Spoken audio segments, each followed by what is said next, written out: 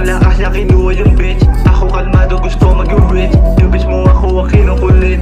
Habang kalmado with goals sa street. Goals sa street kami there everyday. Di mo mag-guess kasi di ka the same. Asla yung homie di lang puro lame.